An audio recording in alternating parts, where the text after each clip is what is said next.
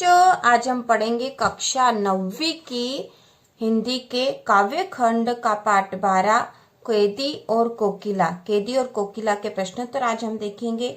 और इसी तरह के और वीडियो देखने के लिए चैनल को सब्सक्राइब कीजिए। तो बच्चों, कैदी और कोकिला जो पाठ था काव्य खंड का पाठ 12 है और इसके जो है व्याख्या हम कर चुके हैं।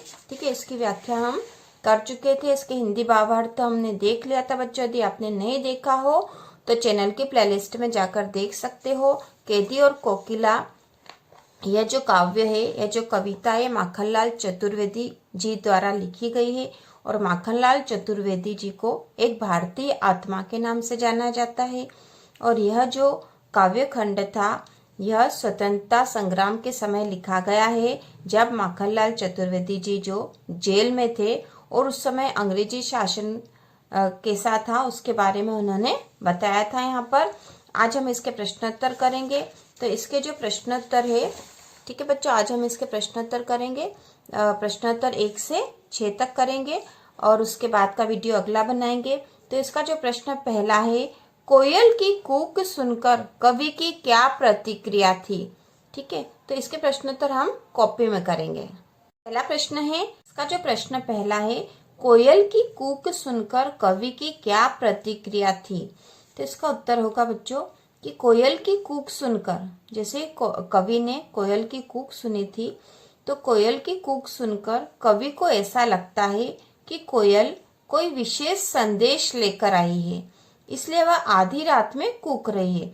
तो उस कविता में यह था कि जो कोयल थी वह आधी रात को कूक रही थी और कवि ने संदेश जताया था या संदेह जताया था कि कोयल आधी रात को क्यों कूक रही थी। वो अलग अलग प्रकार के भाव व्यक्त वहां पर फिर करते हैं।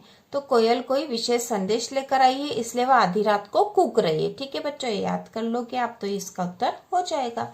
अब प्रश्न नंबर दूसरा है, कवि ने कोकिल के बोलने के किन कारणों की संभावना बताई। ठीक है, कवि ने कोकिल के बोलने के किन कारणों की संभावना बताई कि कोयल आखिर क्यों बोल रही है। क्या क्या कारण हो सकते हैं जो संभावना बताई थी उन्होंने।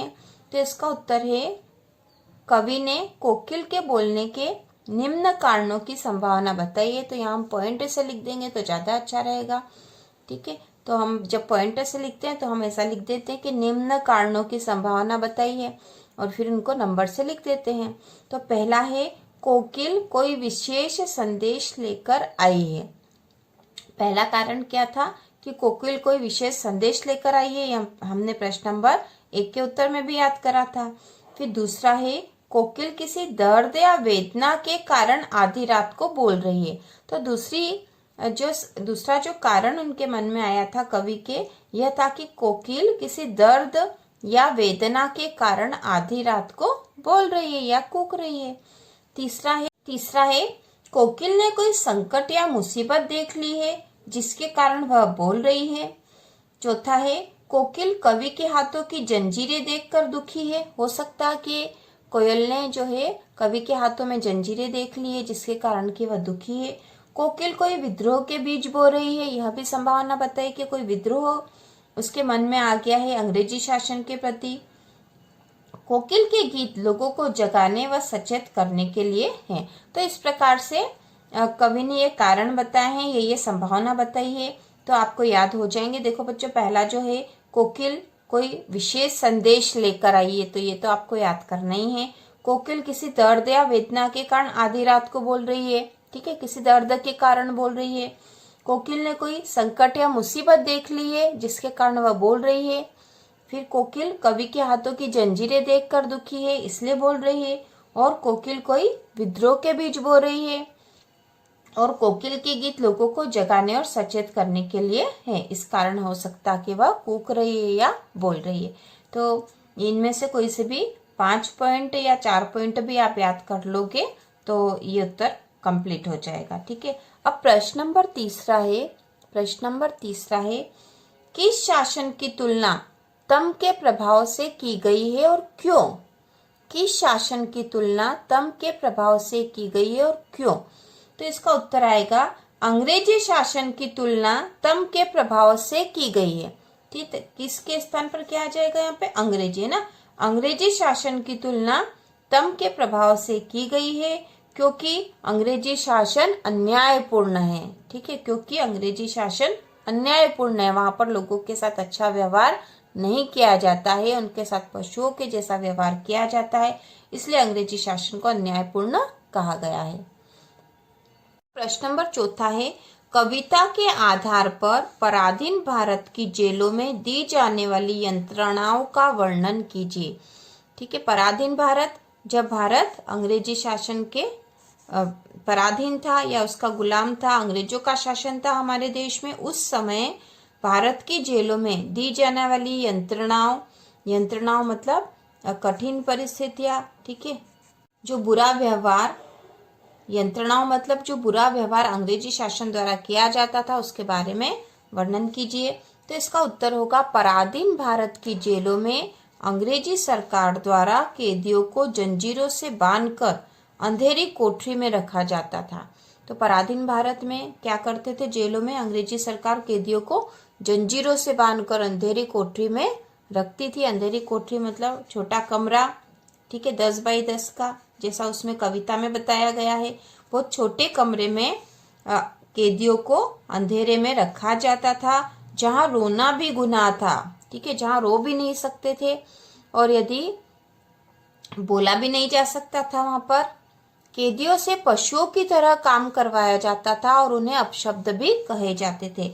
तो इस प्रकार से यंत्रणाएं दी जाती थी अंग्रेजी शासन द्वारा जेलों में, और इन जेलों में चोर, डाकू और इस तरह के कैदी के साथ साथ स्वतंत्रता संग्राम सेनानियों के साथ भी इसी तरह का व्यवहार किया जाता था।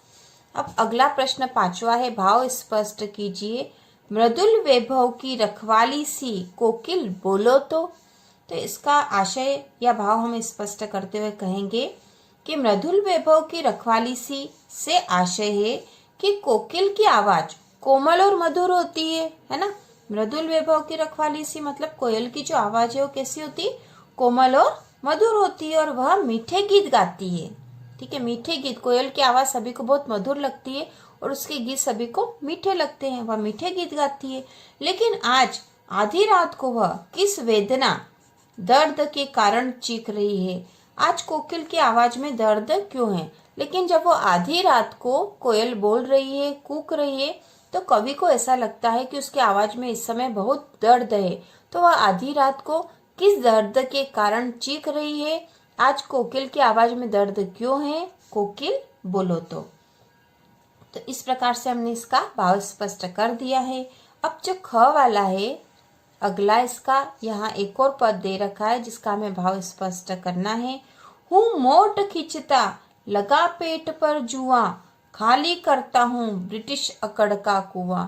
तो यहाँ पे कवि के जो ये शब्द हैं ये उस समय है जब वह अंग्रेजी शासन के अंतर्गत जेल में थे, है ना, और जेल में कैदियों से बहुत काम करवाया जाता था। ठीक है, बहुत काम करवाया जाता था, तो उसी के बारे में यहाँ लिखा गया है। तो इसका भाव स्पष्ट करते हुए हम लिखेंगे, अंग्रेजी शासन में जेलों में कैदियों से पशुओं की तरह काम करवाया जाता है। ठीक है, अंग्रेजी शासन में जेलों में कैदियों से पशुओं की तरह काम करवाया जाता है। कवि भी इस समय जेल में हैं और कठिन परिश्रम कर रहे हैं, और इस तरह वे अंग्रेजी शासन के घमंड को खाली कर रहे हैं। अर्थात अब अंग्रेजी शासन के घमंड को खाली कैसे कर रहे हैं, इसका अर्थात है परिश्रम करके भी वे कोई वेदना प्रकट नहीं करते हैं जिससे कि अंग्रेजों को ये लगे कि स्वतंत्रता सेनानी हमारे सामने झुक गए हैं। वे कठिन परिश्रम भी कर रहे हैं लेकिन तो भी उनके चेहरे पर कोई दर्द प्रकट नहीं कर रहे हैं, क्योंकि यदि वो ऐसा करेंगे तो अंग्रेजी शासन को यह लगेगा कि हमारे सामने झुक गए हैं, हमने इनको तोड़ दिया है, लेकिन वह ऐसा नहीं कर रहे हैं। अगला प्रश्न 6 है, अर्धरात्रि में कोयल की चीख से कवि को क्या अंदेशा है। अर्धरात्रि में कोयल की चीख, आधी रात को ही कोयल की जो कूक आई थी, आवाज आई थी जो कि चीख के जैसी लग रही थी उस समय कवि को, उससे कवि को क्या अंदेशा हो रहा था, क्या संदेह हो रहा था। तो इसका उत्तर है, अर्धरात्रि में कोयल की चीख से कवि को अंदेशा है कि कोकिल को कोई वेदना है या उसे किसी ने लूट लिया है, या फिर हो सकता है वह जहाँ रहती है उस जंगल में आग लग गई है, अर्थात कोई बड़ा संकट आ गया है जिसके कारण कोकिल चीख रही है। यहाँ पे इसका यह मतलब है कि कवि अपना अंदेश प्रकट कर रहे हैं कि आखिर कोयल आधी रात को क्यों चीख रही है। ठीक है, उनका अंदेशा यह था कि हो सकता है कि उसे किसी ने लूट लिया हो। ठीक है, किसी ने लूट लिया इसलिए वह चीख रही है, या फिर उसके जंगल में आग लग गई हो जिसे उसने देख लिया होगा और वह पहले से ही उस संकट को देखकर चीख रही है। तो इस प्रकार यह अंदेशा कवि ने जताया था और इस प्रकार हमने प्रश्न नंबर 6 तक कर लिए हैं।